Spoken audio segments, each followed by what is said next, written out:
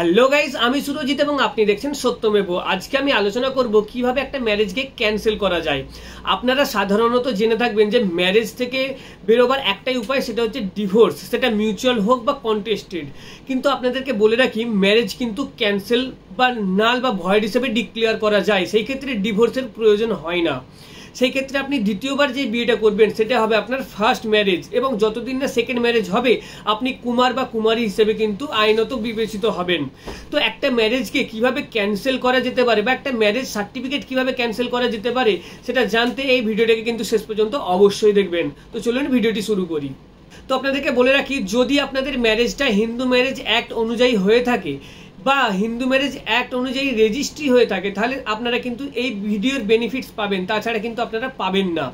তো Hindu marriage act অনুযায়ী যদি আপনাদের শুধু সোশ্যাল ম্যারেজও হয় এবং যদি রেজিস্ট্রেশন না হয়, বোথ পার্টি যদি হিন্দু হয়, তাহলেও কিন্তু এই বেনিফিটসগুলো পাবেন। আবার যদি আপনারা রেজিস্ট্রি করে নেন, সোশ্যাল ম্যারেজ করে তারপর রেজিস্ট্রি করে নেন হিন্দু ম্যারেজ অ্যাক্টের আন্ডারে, তাহলেও এই বেনিফিটসগুলো পাবেন। তো চলুন বেনিফিটসগুলো কী কী দেখে নিই। তো হিন্দু ম্যারেজ অ্যাক্টের আন্ডারে কিন্তু 4টে টোটাল কন্ডিশন রয়েছে, যেই কন্ডিশনের মধ্যে যদি কোনো ম্যারেজ আসে সেই ম্যারেজটাকে কিন্তু ক্যান্সেল বা নাল হিসেবে ডিক্লেয়ার করে দেওয়া যায়, নাল বা ভয়েড হিসেবে ডিক্লেয়ার করা যায়। এবং যদি আপনার ম্যারেজটা নাল বা ভয়েড হিসেবে ডিক্লেয়ার হয়ে যায়, তাহলে সেই ম্যারেজটার আর কোনো অস্তিত্ব থাকে না। তাহলে আপনার যে বিয়েটা হয়েছে সেই বিয়েটাকে বিয়ে হিসেবে ধরা হবেই না। আপনি সেকেন্ড যে বিয়েটা করবেন সেটাই হবে আপনার প্রথম বিবাহ। তো দেখে নিই সেই 4টে কন্ডিশন বা 4টে সিচুয়েশন কি কি। তো 1 নম্বর পয়েন্ট হলো, ম্যারেজটা কনজুমেটেড হতে পারেনি ডিউ টু ইম্পটেন্সি। ইম্পটেন্সির একদম ডাইরেক্ট বাংলা মিনিং হলো পুরুষত্বহীনতা। যদি কোনো মানুষের মধ্যে শারীরিক সম্পর্ক যেটা স্বামী স্ত্রীর মধ্যে থাকা দরকার সেটা রাখার মতনও যোগ্যতা নেই, তাহলে যদি সে কোনো ম্যারেজ করে সেই ম্যারেজটাকে ক্যান্সেল হিসেবে ডিক্লেয়ার করা যায়।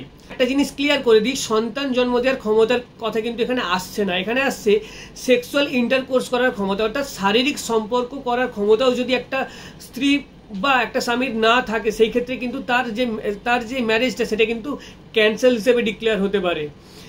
এই ক্ষেত্রে এমন হতেই পারে যে একজনের সন্তান জন্ম দেওয়ার কোনো ক্ষমতা নেই, সেই ক্ষেত্রে কিন্তু এই সেকশনটা আসবে না, অর্থাৎ এই পয়েন্টটা আসবে না।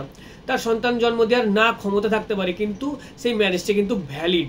যদি সেক্সুয়াল ইন্টারকোর্স বা শারীরিক সম্পর্ক করার ক্ষমতাই না থাকে, সেই ক্ষেত্রে এই পয়েন্টটা কিন্তু উঠে এসে ম্যারেজটাকে ক্যান্সেল করে দিতে পারে। দ্বিতীয়ত বলছে, section 5 clause 2 of Hindu marriage অ্যাক্টে কিছু টার্মস অ্যান্ড কন্ডিশন দেওয়া রয়েছে। সেই টার্মস অ্যান্ড কন্ডিশনগুলো যদি কেউ ভায়োলেট করে তাহলে সেই ম্যারেজটা ক্যান্সেল হতে পারে। তাহলে আপনাদেরকে জেনে নিতে হবে যে সেকশন 5 ক্লজ 2-তে কী কী টার্মস এবং কন্ডিশন দেওয়া রয়েছে। সেখানে টোটাল 3টে কন্ডিশন দেওয়া রয়েছে। কি কি? যদি কেউ ইনক্যাপেবল হয় ভ্যালিড কনসেন্ট দেওয়াতে, যদি কেউ অসমর্থ হয় তার পূর্ণ সহমতি দিতে যে হ্যাঁ সে বিয়ে করতে রাজি রয়েছে, সেই ক্ষেত্রে কিন্তু সেই ম্যারেজটা ক্যান্সেল হয়ে যাবে। আবার যদি কেউ পূর্ণ সহমতি দিয়ে দিল বিয়েটা করার জন্য, কিন্তু সে সেই সময় কোনো মেন্টাল ডিসঅর্ডারে ভুগছে, তাহলেও সেই সম্মতিটাকে কিন্তু বৈধ হিসেবে ধরা হবে না এবং সেই ম্যারেজটা কিন্তু ক্যান্সেল হতে পারে।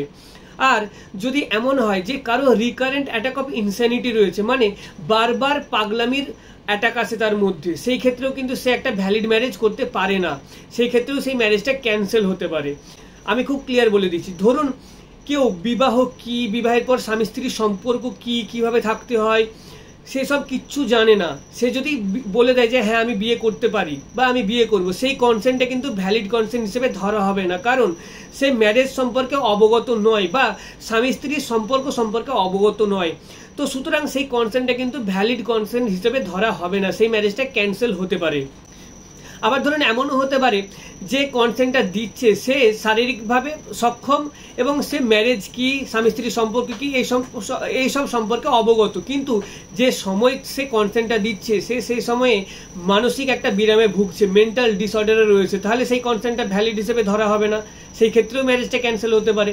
আবার কিছু কিছু মানুষ এমন রয়েছে যে 2-4 মাস ভালো থাকে, মাঝে মাঝে 1 মাস পাগলামো দেখা যায় তার মধ্যে, আবার কিছুদিন পর আবার পাগলামো চলে আসে।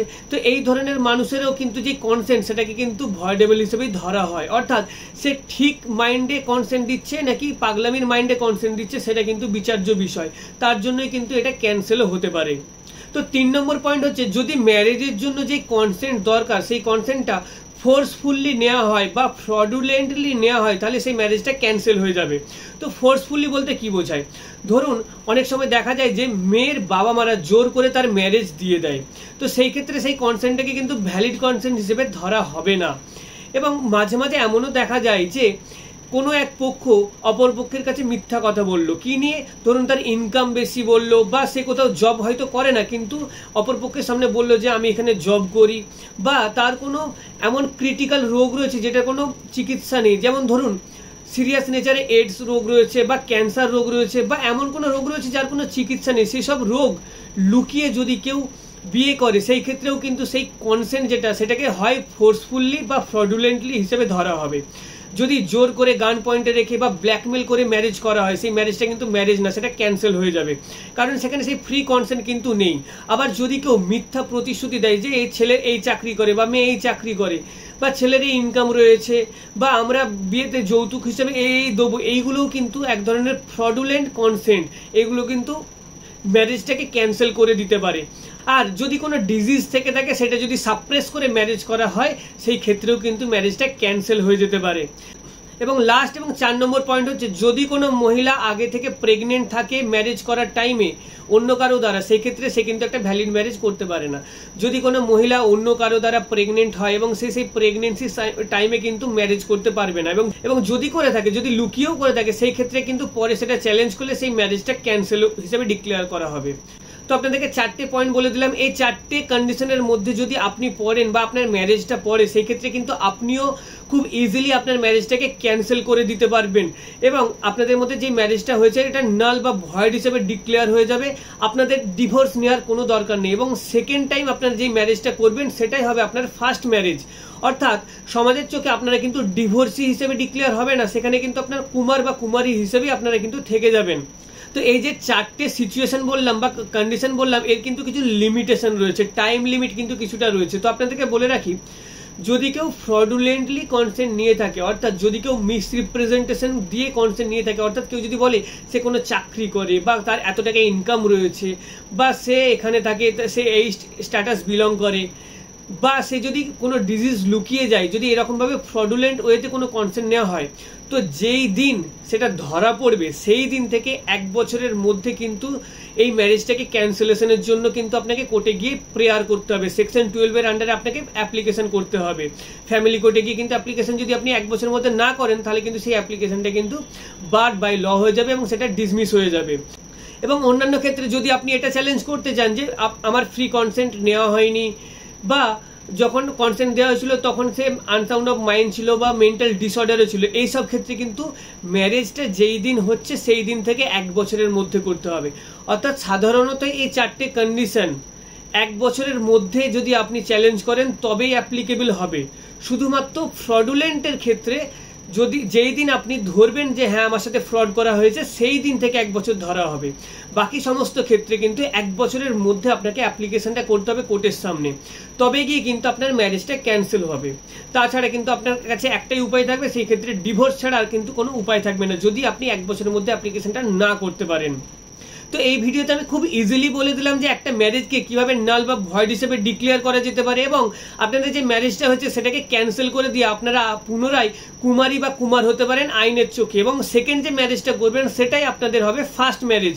অর্থাৎ আপনাদেরকে নিজেদেরকে ডিভোর্সি বলে ডিক্লেয়ার করতে হবে না সমাজের কাছে, আপনারা কিন্তু সেখানে তখনও কুমার বা কুমারী হিসেবে থাকবেন। তো এই ধরনের ল রিলেটেড ভিডিও আরও পেতে আমার চ্যানেলটাকে অবশ্যই সাবস্ক্রাইব করে নিচে দেওয়া বেল আইকনটি ক্লিক করে রাখবেন। কোনো ডাউটস থাকলে বা কোনো কোশ্চেন করার থাকলে সেটা ডেফিনেটলি আপনারা কমেন্ট সেকশনে অবশ্যই করতে পারেন বা আমাকে মেল করে জানাতে পারেন। যদি আমার সাথে ডাইরেক্ট ফোন কলে যোগাযোগ করার থাকে বা কনসালটেন্সি করার থাকে সেই ক্ষেত্রে আমার মেম্বারশিপ নিয়ে আমার সাথে ডাইরেক্ট ফোন কল বা হোয়াটসঅ্যাপের মাধ্যমে যোগাযোগ করতে পারেন। ভিডিওটাকে শেষ পর্যন্ত দেখার জন্য অসংখ্য ধন্যবাদ। সত্যমেব জয়তে।